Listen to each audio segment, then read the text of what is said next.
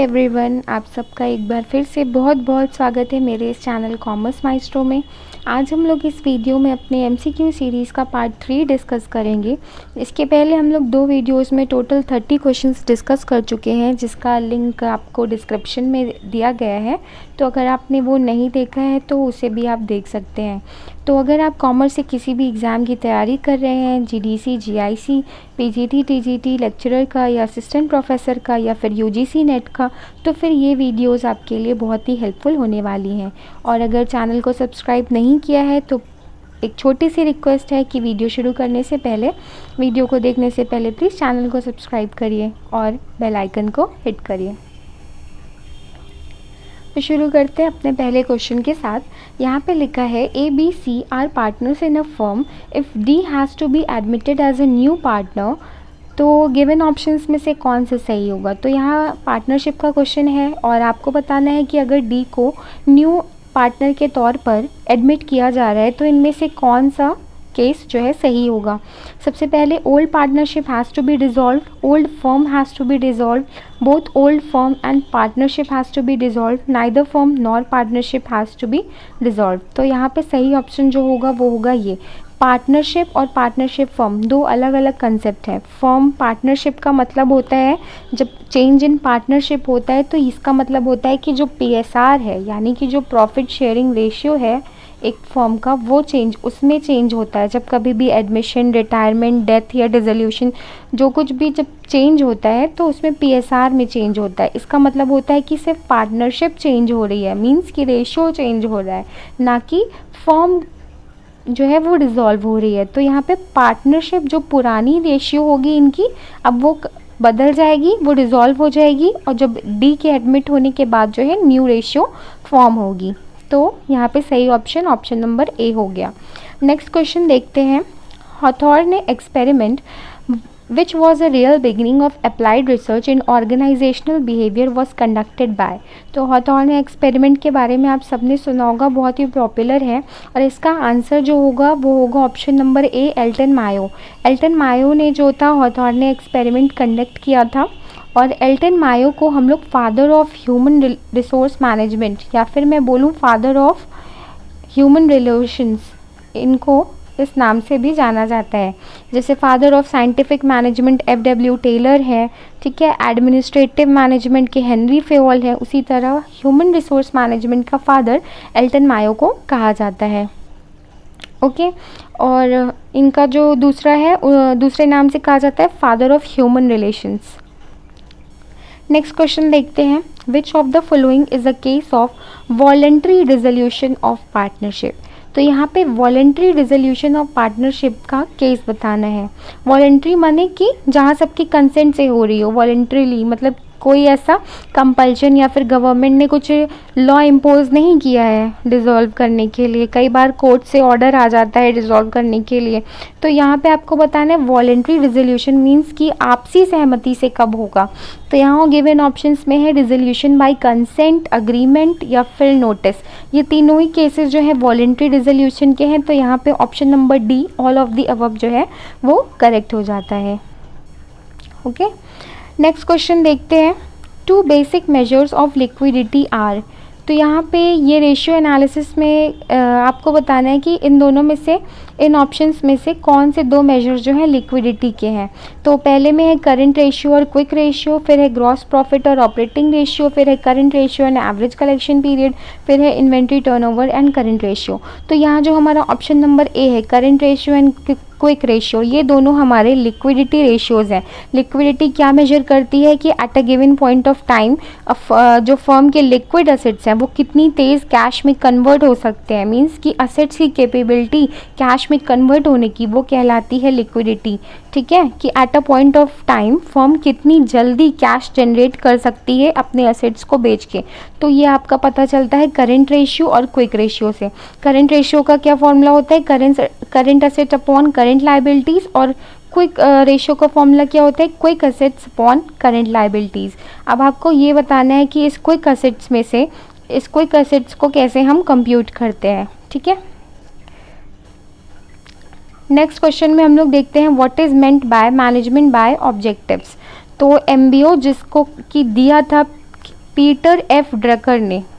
Okay, MBO का जो concept है वो किसने दिया था? पीटर एफ ड्रकर में। कई बार क्या मतलब हर साल मैनेजमेंट से क्वेश्चंस पूछने को मिल जाता है कि who is the father of bureaucratic management, administrative management. तो इस तरीके के क्वेश्चंस आपके हर साल पेपर में दिखाई देते हैं। तो मैनेजमेंट के जो भी कोई शॉर्ट क्वेश्चंस हैं, डायरेक्ट क्वेश्चंस हैं, उसको ज़रूर से पढ़ कर जाइएगा। तो यहाँ हम गिवन ऑप्शंस में देखते हैं एमबीओ की किससे जो है मीनिंग मैच हो रही है। तो पहले में है system of giving authority to carry out certain jobs by those lower down the management hierarchy. फिर है system of management that is based on together experts into team. फिर है setting up of objectives to bring about the achievement of the corporate goals. तो ये option number C सही होगा, क्योंकि जैसा कि इसके नाम में ही है मैनेजमेंट बाय ऑब्जेक्टिव्स, यानी कि पहले ऑब्जेक्टिव्स को सेट करना है, हमें अपने गोल को सेट करना है, फिर उसके लिए स्ट्रैटेजीज बनानी है, प्लानिंग करनी है, फिर उसको फॉलो करना है, इम्प्लीमेंट करना है, ताकि हमारा जो गोल है वो अचीव हो सके। तो यही कहलाता है जो है आपका एमबीओ। तो यहाँ ऑप्शन नंबर सी में है setting up of objectives to bring about the achievement of the corporate goals. तो यही हमारा मैनेजमेंट बाय ऑब्जेक्टिव्स कहलाता है। होप कि ये अंडरस्टैंडिंग आपको क्लियर होगी। नेक्स्ट क्वेश्चन है which of the following are methods under measures of dispersion. तो यहाँ गिवन ऑप्शंस में आपको बताना है कि मेजर्स ऑफ डिस्पर्जन कौन कौन से हैं। तो स्टैंडर्ड डेविएशन है, मीन डेविएशन है, रेंज है और ऑल ऑफ दी अबव है। तो यहाँ पे ये तीनों ही जो है मेजर्स ऑफ डिस्पर्जन है। ओके, डिस्पर्जन का मतलब है कि हम हमारी वैल्यू जो है सेंट्रल टेंडेंसी से कितनी डेविएट कर रही है, कितनी अलग है, वो हमारा मेजर करता है डिस्पर्जन। ओके, तो यहाँ पे स्टैंडर्ड डेविएशन, मीन डेविएशन और रेंज तीनों ही जो है हमारे डिस्पर्जन मेजर करने के स्टैटिस्टिकल टूल्स हैं। नेक्स्ट क्वेश्चन देखते हैं, dash and dash are the types of measures of dispersion.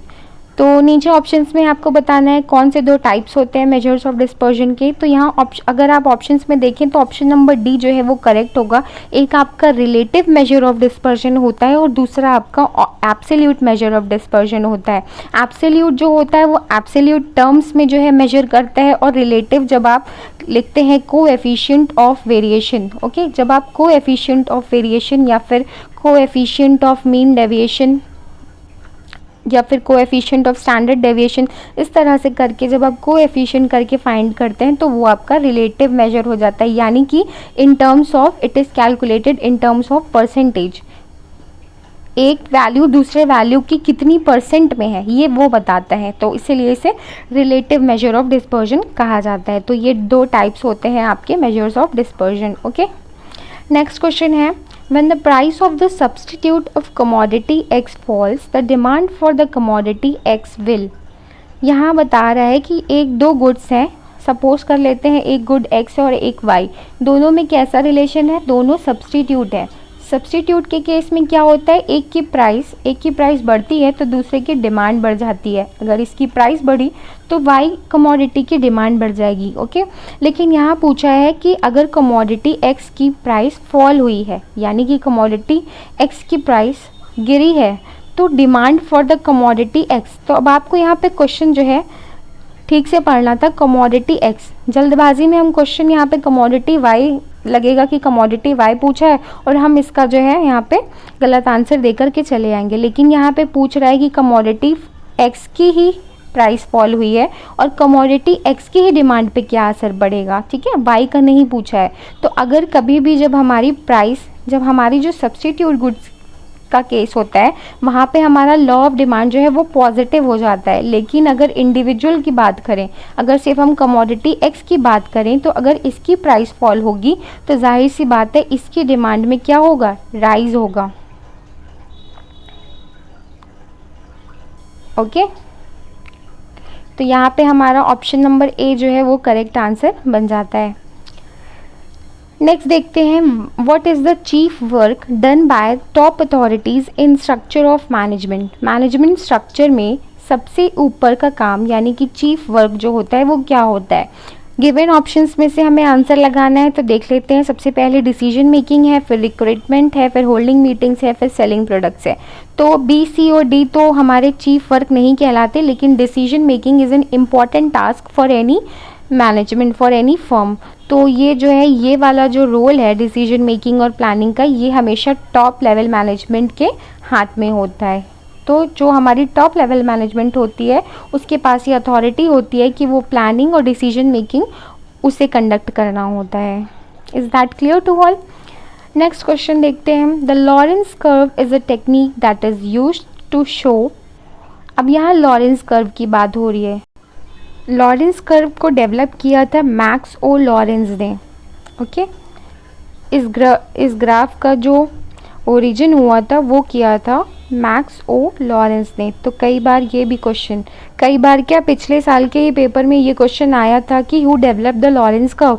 तो यहाँ पे डिफरेंट ऑथर्स के नाम दिए हुए थे, वो आपको बताना था। उसमें से मैक्स ओ लॉरेंस, ये जो कर्व होता है, इन्होंने इस कर्व के माध्यम से ये बताना चाहा कि जो लोगों की पॉपुलेशन की जो इनकम होती है उसमें इतना इनइक्वालिटी क्यों होता है।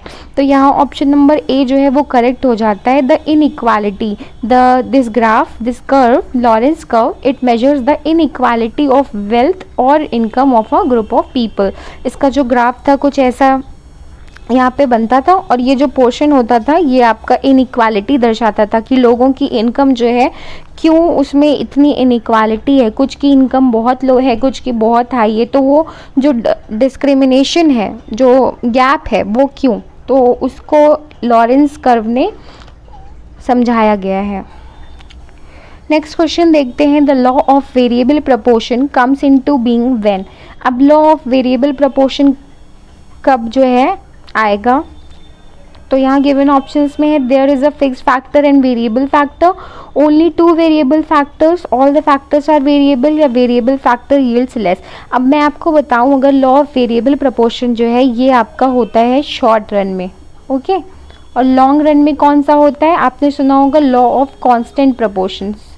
जब हम लॉ ऑफ कांस्टेंट प्रपोर्शंस बोलते हैं तो उसका मतलब होता है कि हम लॉन्ग रन प्रोडक्शन फंक्शन की बात कर रहे हैं, ठीक है। और जब हम लॉ ऑफ वेरिएबल प्रपोर्शन बोलते हैं तो ये आपका शॉर्ट रन प्रोडक्शन फंक्शन होता है। और शॉर्ट रन प्रोडक्शन फंक्शन में आपको पता है कुछ फैक्टर्स फिक्स्ड होते हैं और कुछ वेरिएबल होते हैं। सारे के सारे फैक्टर्स हम लोग वेरिएबल नहीं कर सकते, जबकि लॉन्ग रन में सारे के सारे फैक्टर्स में हम लोग चेंजेस कर सकते हैं, तो वहाँ पे all the factors become variable. तो यहाँ अगर हम वेरिएबल प्रपोर्शन की बात करें तो यहाँ ऑप्शन नंबर ए करेक्ट होगा, जहाँ पे कि कुछ फिक्स्ड फैक्टर होगा और कुछ वेरिएबल फैक्टर होगा। जैसे कि लैंड जो होगा वो आपका फिक्स्ड हो जाएगा, लैंड एंड लेबर, और कुछ फैक्टर्स आपके लैंड आपका फिक्स्ड होगा और लेबर आपका वेरिएबल फैक्टर हो जाता है शॉर्ट रन प्रोडक्शन फंक्शन में, ओके। इसी के 3 स्टेजेस थे, law of increasing returns, law of constant, law of diminishing returns and law of negative returns. तो 3 स्टेजेस थे, ओके, वो आपका लॉ ऑफ वेरिएबल प्रपोर्शन में है। नेक्स्ट क्वेश्चन देखते हैं। The shape of rectangular hyperbola is made by. अब नीचे कुछ कर्व्स के नाम दिए हैं, आपको बताना है रेक्टेंगुलर हाइपरबोला कौन सी कर्व, कौन सी कॉस्ट कर्व फॉर्म करती है। तो हमारा सही आंसर जो होगा वो होगा हमारा एवरेज फिक्स्ड कॉस्ट कर्व। अगर हम एवरेज फिक्स्ड कॉस्ट कर्व की बात करें तो इसका शेप जो होता है रेक्टेंगुलर हाइपरबोला होता है, ओके। तो यहाँ पे हमारा एवरेज फिक्स्ड कॉस्ट कर्व जो है वो राइट आंसर हो जाएगा। और एक बात और कि जो कॉस्ट कर्व के शेप्स हैं उसको डेफिनेटली आप लोग याद कीजिए, क्योंकि ये तो क्वेश्चन में कई बार पूछा गया है। नेक्स्ट क्वेश्चन देखते हैं। In the pyramid levels of management non managerial staff is place at which level.